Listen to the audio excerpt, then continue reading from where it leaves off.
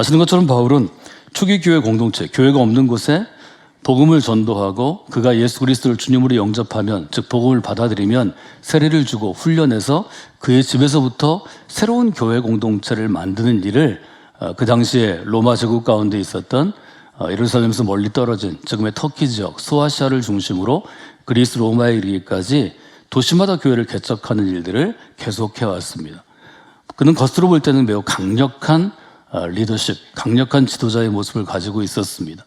그는 아주 카리스마가 있는 열정과 또 사람들을 붙잡을 만한 매력과 또 분명한 신념이 있는 강한 리더였기 때문에 그를 따르는 사람들이 많이 있었습니다. 그럼에도 불구하고 바울은 내면에 치명적인 연약함이 있다고 고백합니다.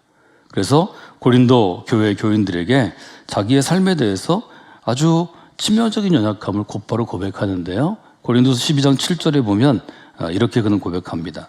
내 육체에 가시를 주셨다, 이렇게 표현합니다. 내 육체 가운데 가시가 있었다는 거죠.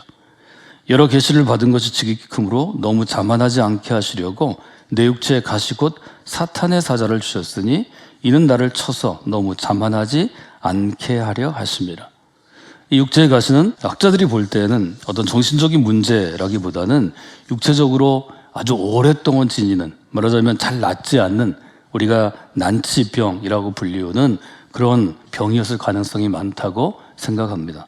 그가 아주 탁월한 리더십으로 또 사람들의 마음에 십자가를 심는 아주 영향력 있는 설교자로 또 사람들을 디모데처럼 아주 강한 그리스도인을 길러내는 훈련하는 리더십으로 쓰임 받았지만 스스로 고치지 못하는 약함이 그의 육체 가운데도 그의 영혼 가운데도 그의 내면 가운데도 있다고 보는 것이 좋을 것 같습니다. 중요한 것은 우리가 병을 가지고 있을 수도 있고 예수님을 잘 믿고 교회 생활을 열심히 하고 헌신해도 하나님이 내게 평생 지니고 있는 병을 그냥 놓아두시는 경우가 있습니다. 이런 분들에게 바울이 갖고 있는 믿음의 고백이 저는 도움이 될 거라고 생각합니다. 여러분의 인생 가운데 어떤 약점이 있을 수 있습니다. 그것이 여러분의 자녀이든지 여러분의 배우자이든지 아니면 여러분 자신의 어떤 꺾이지 않는 어떤 성품이나 기질이든지 이런 것들 때문에 여러분들이 인생에서 부딪히고 갈등하고 넘어질 수 있는 경우가 많이 있습니다. 그때 우리는 바울처럼 기도할 수 있습니다. 8절에 보면 내게서 이것이 떠나가기를 원합니다. 그렇게 3번 간절하게 간구했다고 얘기합니다. 3번째 기도했을 때 하나님이 그에게 이런 응답, 이런 마음을 품게 하셨습니다. 이미 내가 너에게 준 은혜가 너에게 풍성하도다. 여기 족하다 하는 것은 흘러 넘친다는 것입니다. 유대인들이 쓰던 병, 또 옛날 병들을 보면 주둥이가 아주 길고 밑에 이제 본체가 있죠. 물이 흘러내리지 않도록 하는 것입니다. 지금은 우리가 위에 뚜껑을 플라스틱 재질이나 아니면 고무 재질을 통해서 완벽하게 덮기 때문에 어떤 입이 큰, 말하자면 입구가 큰 그런 우리가 그릇을 사용한다면 예전에는 막아야 되기 때문에 물이 흘러넘치지 않도록 홀쭉한 병들을 사용하죠. 여기 족하다는 것은 그 홀쭉한 병목에 넘침이 있다는 것입니다. 바울이 그때 불현듯 깨닫게 됩니다. 내가 가지고 있는 육체의 가시가, 육체의 질병이 이 약함을 통하여 하나님의 능력이 임하는 통로가 되고 나는 이 약함을 통하여 하나님의 완전함을 배우게 된다고 고백합니다. 물론 여러분들이 열심히 해서 하나님이 결과로 낫게 하실 수도 있습니다. 그러나 낫게 하지 않고 그 질병을 품고 가게 한다면 거기에는 하나님의 뜻이 있습니다. 저는 이것이 믿음이라고 생각합니다. 내가 원하는 대로 되고 내가 원하는 것을 손에 쥐게 되고 내가 하나님을 통해서 내 방식으로 믿는데 모든 일이 잘 됐다. 저는 이것이 믿음의 고백이라고 생각하지 않습니다. 성경은 그것은 믿음의 고백이 아니라고 분명하게 우리에게 알려줍니다. 바울이 얘기한 것처럼 내 방식으로 하나님을 섬겼는데 내가 원하는 것을 하나님이 주시지 않을 때 그때가 하나님이 하나님 스스로를 보이실 때입니다. 즉 계시하실 때입니다. 하나님이 자기를 드러낼 때 우리는 하나님을 알 수 있습니다. 하나님을 볼 수 있고 하나님을 경험할 수 있습니다. 여러분의 믿음의 과정 가운데 아주 분명히 아는 것, 즉 바로 아는 것과 그 바로 아는 것을 통해서 여러분의 믿음이 성숙하고 성장하는 것이 균형을 이루어야 합니다. 한국교회의 가장 부족한 부분이 이 부분입니다. 하나님을 보는데 내가 본대로 믿습니다. 하나님께 나아가는데 내가 정한 방법대로 나아갑니다. 그리고 하나님 앞에서 때를 씁니다. 나 이렇게 열심히 하고 내가 이렇게 했는데 하나님이 내게 해준 게 뭐 있어요? 하나님이 뭘 해주기 위해서 여러분을 그리스도로 부르셨나요? 성경은 아니라고 얘기합니다. 하나님이 원하시는 것은 하나님이 뭘 해주기 위한 게 아닙니다. 하나님이 우리를 부르신 것, 그 부르심의 목적과 부르심의 이유를 아는데 그리스도께서 왜 십자가를 지셨나를 계속해서 생각하시고 배우시면 그 이유가 좀 더 명확해집니다. 바울은 이렇게 깨달았습니다. 내 능력이 약한 데서 온전하여 짐이라 하신지라. 도리어 내가 크게 기뻐함으로 나의 약한 것들에 대하여 자랑하라니 이는 그리스도의 능력이 내게 머물게 하려 함이라. 바울이 여기서 고백하는 것은 어떤 것인가요? 내 육체의 가시로 인해서 내가 지닌 어떤 연약함으로 인해서 내가 지닌 리더로서의 어떤 부족함을 인해서 그 부족함을 채우기 위해 그리스도의 강한 능력이 내게 임했다고 고백하는 것입니다. 그것이 믿음으로 우리를 강하게 하는 것입니다. 그리스도인이 살 수 있는 믿음의 비결이 거기에 있습니다. 바울은 이렇게 결단하죠. 저희가 고난주간 새벽기도에 또 사순절을 하면서 하나님께 나아갈 때 첫째 믿음의 고백을 내 목소리로 분명하게 하는 게 중요하다. 이 말씀을 계속해서 드렸습니다. 바울은 이렇게 고백합니다. 내가 그리스도를 위하여 나의 약한 것들과 능력과 내가 멸시와 조롱과 모욕을 받는 것과 궁핍함과 배고프고 헐벗은 것과 박해와 어떤 핍박과 곤고 어떤 고난을 우리가 기뻐한다고 고백합니다. 아주 분명하게 얘기하죠. 그러므로 내가 그리스도를 위하여 약한 것과 능욕과 궁핍과 박해와 곤고를 기뻐하느니 그다음 같이 읽어볼까요? 이는 내가 약한 그때의 강함이라. 내가 강한 게 아니고 나의 약함을 돕기 위하여 그리스도의 강함이 강력하게 역사한다는 것입니다. 이것이 바른 믿음의 고백입니다. 여러분 담대하셔야 합니다. 내가 예수 그리스도를 믿습니다. 믿으면서 내게는 이런 약함이 있습니다. 내 육체에 이런 질병이 있습니다. 내 가정에 이런 약함이 있습니다. 내 개인적으로 이런 약함이 있습니다. 그러나 그 약함 때문에 그리스도의 강함이 지금 내게 역사하는 것입니다.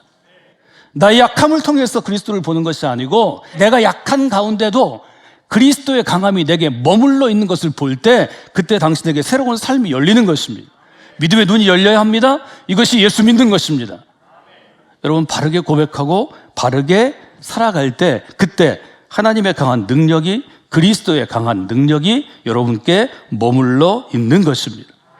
이 점이 바울이 그의 삶의 약함을 통해서 깨달은 점이었습니다. 그래서 바울의 신학, 바울의 십자가 신학을 저도 이렇게 정리할 수 있다고 생각합니다. 하나님의 강함은, 하나님의 능력은, 하나님의 파워, 하나님의 힘은 십자가의 약함을 통해서 나타나고, 이 나타난다는 것은 신학적인 용어로는 계시, 드러내신다는 것입니다. 생명은 죽음을 통해서 얻어집니다. 어떤 의미입니까? 예수님께서는 이 세상에서 스스로 십자가를 지심으로 사람들이 볼 때는 약한 존재가 되셨습니다. 사람들이 예수님을 조롱하죠. 당신이 이전에 행했던 표적과 당신이 이전에 행했던 설교와 당신의 가르침을 보면 당신은 이적을 행하는 자입니다. 즉 기적을 행하는 자입니다. 십자가에서 내려오십시오. 예수님을 거절하십니다. 나는 십자가에서 약한 존재입니다. 못에 박히고 창에 찔려 이제는 죽을 존재입니다. 왜 그러셨을까? 왜 그리스도께서 약함을 옷 입고 계실까? 다른 사람의 질병은 고치고 죽인 자를 살리시고 이 땅 가운데 기적을 행하셨던 하나님의 아들이 왜 십자가에 사는 가장 연약한 인간의 모습을 그대로 드러내실까? 이것이 신약이 우리에게 증거하는 복음, 그리스도의 십자가 가운데 숨겨있는 하나님의 신비입니다. 그러나 성경은 아주 분명하게 고백하기를 이 십자가가 가장 큰 하나님의 능력이 되어서 우리를 영원한 생명에 이르게 하셨다고 고백합니다. 이것이 부활과 영생의 교리입니다. 이것이 바울이 전하는 십자가 신학의 요점입니다. 그래서 오늘 우리가 읽는 고린도 전서 1장 18절부터 2장 초반부 2장 5절까지가 바울의 십자가에 대한 이해, 십자가에 대한 그의 견해를 가장 강력하게 드러낸 바울의 십자가 신학이라고 불리우는 본문입니다. 18절은 강렬하게 시작하죠. 십자가의 도가 멸망을 당할 자들, 즉 죽임을 당할 자들에게는 미련한 것이지만 구원을 받은 우리에게는 하나님의 능력이 됩니다. 이 고백이 이제 고난주간 월요일부터 토요일까지 새벽에 하나님께 나아가는 헌신된 여러분들을 향해서 하나님께서 주시는 하나님의 교훈이 되시기를 원합니다. 부활의 의미를 깨닫기 위해서는 이 십자가의 사건과 십자가 이해가 아주 중요하다고 교회 공동체는 또 신앙의 교사들은 강조해 왔습니다. 이렇게 제가 질문을 오늘 좀 드리려고 합니다. 우리가 날마다 십자가 앞으로 더 가까이 나아갈 때 하나님이 어떤 은총을 주시는가 하는 것입니다. 십자가 앞으로 더 가까이 나아갈 때 하나님 우리에게 어떤 은총을 주실까? 여러 가지 은총을 주실 수 있죠. 제가 메모해 보니까 한 7, 8가지, 한 10가지 정도를 적을 수 있었습니다. 첫 번째로는 지금 바울이 대답한 거죠. 내가 지닌 인간이 지닌 약함을 통하여 하나님의 강함을, 하나님의 능력을 체험하게 해 주십니다. 여러분, 십자가 앞으로 가까이 나아갈 때 우리는 고백하죠. 나의 연약함이 있습니다. 나의 부족함이 있습니다. 나의 죄가 있습니다. 그러나 하나님 그 연약함과 부족함을 통해서 하나님의 강한 능력을 체험할 수 있게 해 주시는 것입니다. 교회 안에 여러 가지로 깨지고 상처받고 약함을 지닌 분들이 하나님 부르셔서 교회 안으로 나오십니다. 그것은 저는 아주 자연스러운 현상이라고 생각합니다. 여러분이 해야 될 일은 내가 갖고 있는 약함, 그 약함 때문에 다른 사람에게 받았던 모욕이나 멸시나 비난이나 실패나 어떤 상처가 되었던 것들이 그리스도의 십자가 앞에 나아감으로 그 상처가 하나님을 드러내는 강력한 증거가 되는 것입니다. 믿음은 바라는 것들의 실상이요 보이지 않는 것들의 증거가 되는 것입니다. 정말 많은 그리스도인들이 그 약함 때문에 하나님이 그를 긍휼히 여겨주셔서 긍휼하심을 받고 때를 따라 돕는 은혜를 주시기 위해서 주님 앞으로 불러주셨는데 그 상처를 붙잡고 1년, 10년, 20년, 30년 혹은 죽을 때까지 뭉클어 있는 것입니다. 저는 잘못 믿는 것이라고 생각합니다. 잘못된 것이라고 생각합니다. 여러분이 하나님의 은혜를 체험하면 그 약함이 하나님께서 주시는 은혜를 체험하는 통로가 되기 때문에 그 약함에 그리스도의 십자가와 하나님의 은혜가 덧입혀져서 하나님의 살아계심을 증거하는 강력한 증거가 됩니다. 바울의 표현을 하면 스티그마타 그리스도의 흔적이 됩니다. 흔적은 우리를 강하게 합니다. 여러분, 상처가 있을 때 찢길 수 있습니다. 제가 혈액계통의 병을 청소년 때 알아가지고요, 피가 잘 응고되지 않는, 말하자면 상처가 나면 피가 굳어야 생명이 유지되는데 그렇지 않은 증상을 오래도록 젊을 때 가지고 있었습니다. 전 지금도 상처가 나서 뭘 좀 잘못해서 상처 날 수 있죠. 피가 나면 언제 굳나 시계를 잽니다. 이게 잘 굳지 않으면 증상이 다시 나오는 거죠. 그러나 여러분, 상처가 생기면, 피부에 상처가 생겼을 때 피가 잘 굳고 우리 얘기대로 딱지가 앉으면, 그 딱지가 자연적으로 떨어지면 이 상처는, 이 피부는 흔적은 남지만 피부의 역할을 그대로 할 수 있습니다. 상처가 계속 피 흘리는 사람들이 있는 것 같습니다. 딱지가 않고 그 딱지에 하나님의 은혜가 임하면 아주 더 좋은 피부를 갖게 됩니다. 새로워지는 은혜, 새로워지는 변화, 성숙함을 체험해야 합니다. 하나님은 왜 우리에게 약함을 주실까요? 그 약함을 하나님의 은혜로 극복하기만 하면, 그 약함을 하나님의 은혜로 치유하기만 하면 똑같은 상처, 똑같은 약함이 있는 자들을 위로하는 자가 될 수 있기 때문입니다. 성령의 이름이 또 다른 이름이죠. 위로자, 카운슬러가 되기 때문입니다. 그를 돕는 자, 헬퍼가 되기 때문입니다. 하나님은 이런 근본적인 변화를 우리에게 원하시는 것입니다. 여러분이 약함이 있다면 여러분 그 약함을 통하여 하나님은 여러분을 긍휼히 여기시고 그리스도의 십자가 앞으로 부르셨습니다. 여러분이 고난주간, 이 사순절, 그 십자가 앞에서 하나님의 은혜를 체험함으로 여러분의 약함을 통하여 더 약한 이들을 돕는 자로 변화되는 역사가 있기를 원합니다. 언제까지 약함을 이야기하는 어린아이에 머물러 있겠습니까? 언제까지 약하겠습니까? 약하면 상처받고 불평하고 불만하고 다른 사람을 비난하고 미워하게 되어 있습니다. 여러분, 그것은 악한 일입니다. 약함을 통해 강해져야 합니다. 우리가 십자가 앞으로 나갈 때 하나님 주시는 것은 하나님의 능력입니다. 그 능력은 어떻게 하나요? 두 번째 대답을 저는 이렇게 적었습니다. 세상을 이길 수 있는 힘을 주십니다. 지난주에 제가 여러분에게 예로 들었을 때, 제가 청년 시절에 함께 제자 훈련했던 청년들이 힘들어서 못 살겠어요 라고 고백할 때 제 마음이 찢어졌다고 말씀을 드렸습니다. 여러분도 마찬가지입니다. 인생을 살아가면서 우리가 겪는 여러 가지 것들이 있습니다. 즐거운 일만 있는 것이 아니라 괴로운 일도 있고, 기쁜 일만 있는 것이 아니라 슬픈 일도 있고, 가슴이 찢어지는 일들을 우리는 당합니다. 인생의 위기를 당합니다. 그러나 우리는 그 힘들어서 못 살겠을 때 도움받을 길이 있습니다. 때를 따라 돕는 은혜를 하나님이 주십니다. 여러분이 할 일은 십자가를 바라보고 그리스도의 십자가 밑에서 세상을 이길 수 있는 능력을 구하는 것입니다. 하나님, 저는 약합니다. 그러나 주님께서 날 도와주시면 믿음으로 능히 세상을 이길 수 있습니다. 세상을 이기는 것을 바울 당시에 이 고린도 전서가 기록될 때 고린도 교회를 구성하고 있던 그리스도인들은, 교인들은 지혜를 중시했던 것 같습니다. 헬라 사회가 지혜를 중시했습니다. 철학이 발달된 사회였죠. 특별히 이것은 당시에 영지주의 영향으로 보기도 합니다. 높은 지혜, 하늘의 지혜, 세상의 것이 아닌 지혜에 관심을 두는 사람들에게 바울은 지금 구할 것은 영지주의가 강조하는 지혜가 아니고 그리스도께서 우리에게 보여주신 십자가라고 분명하게 고백합니다. 20절에 보면 지혜 있는 사람이 세상에 어디 있습니까? 선비가 어디에 있습니까? 이 시대의 변론가가 어디에 있습니까? 아주 분명하게 얘기하죠.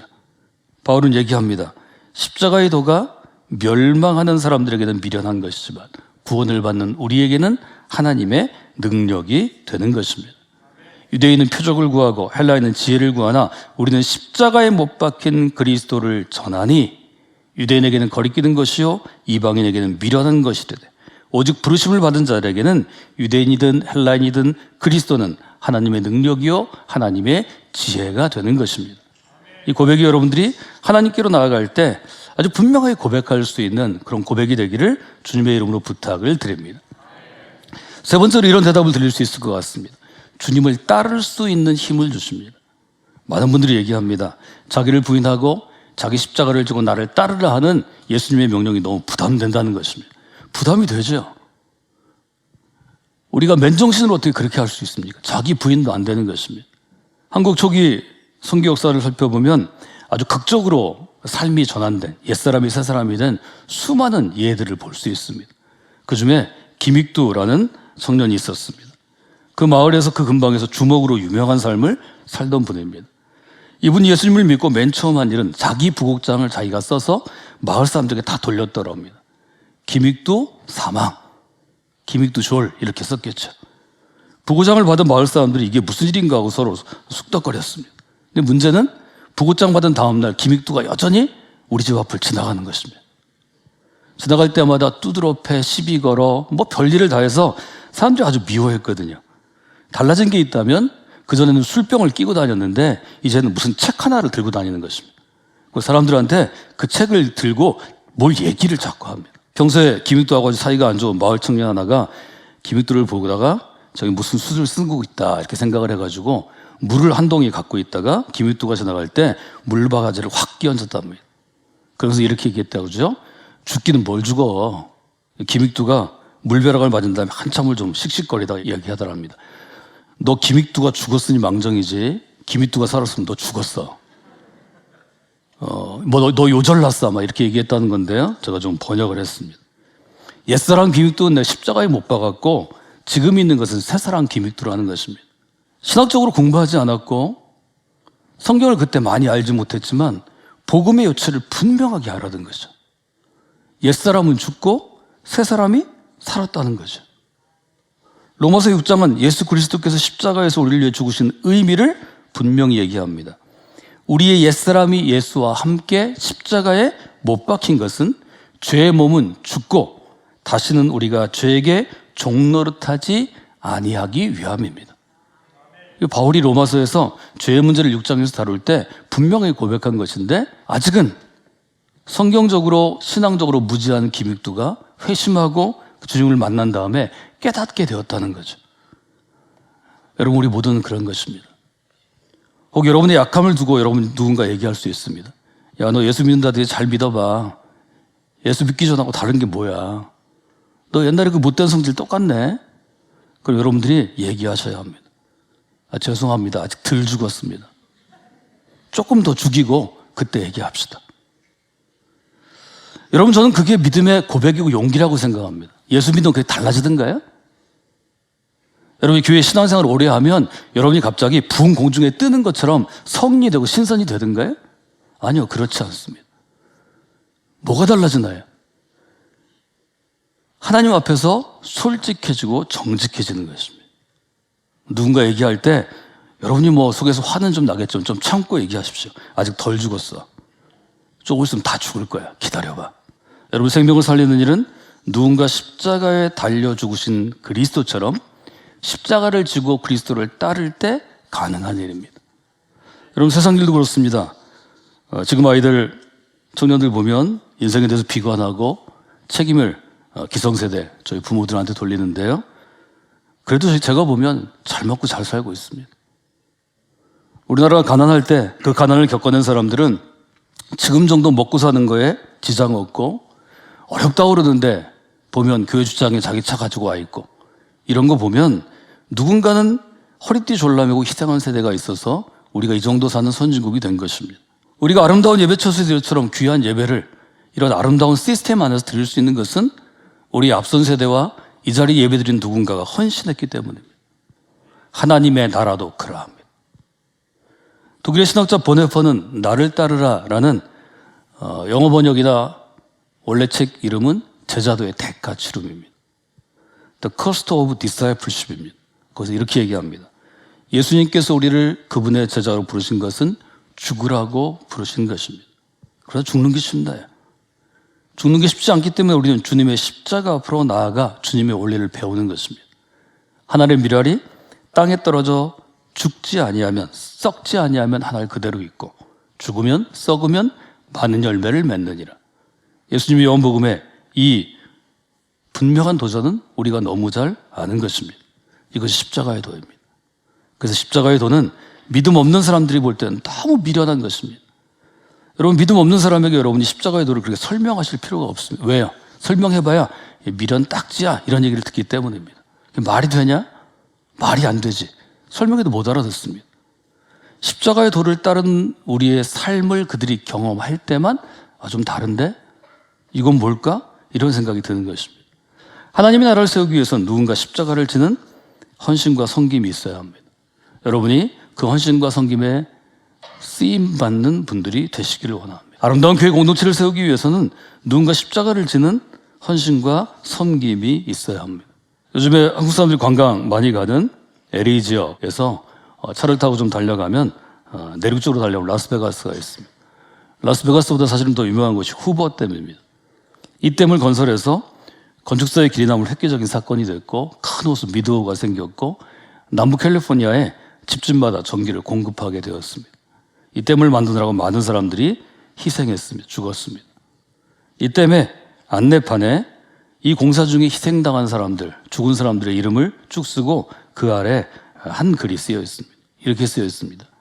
이 사람들이 이곳에서 목숨을 바친 이유는 사막에 장미꽃을 피우고 골짜기에 생명의 강이 흐르기도 하기 위함입니다. 죽음의 이유가 분명한 거죠. 우리는 주님의 십자가에 대해서 이렇게 얘기할 수 있습니다. 주님께서 이 땅에서 십자가에 달리신 이유는 사람들이 걸어갈 이 세상의 사막 가운데 장미꽃을 피우고 사망의 골짜기에 생명의 강을 흘러가게 하기 위함입니다. 주님께서는 온 세상에 장미꽃을 피우게 하시고 생명의 강을 흘러가게 하셨다면 우리는 우리 주변의 몇 사람에게 우리가 서 있는 이곳에게 우리가 동일한 일로 부름 받은 것입니다. 정리해보면 날마다 십자가 앞으로 더 가까이 나가는 그리스도인에게 하나님은 어떤 은총을 주십니까? 첫째, 우리 약함을 통하여 하나님의 강함을 체험하게 하십니다. 두 번째, 믿음으로 세상을 이길 수 있는 힘을 주십니다. 십자가를 지고 주님을 따를 수 있는 힘을 주십니다. 이 고난주간, 이 새벽기도를 통하여 이 대답들을 경험하는 여러분이 되시기를 주님의 이름으로 부탁을 드립니다.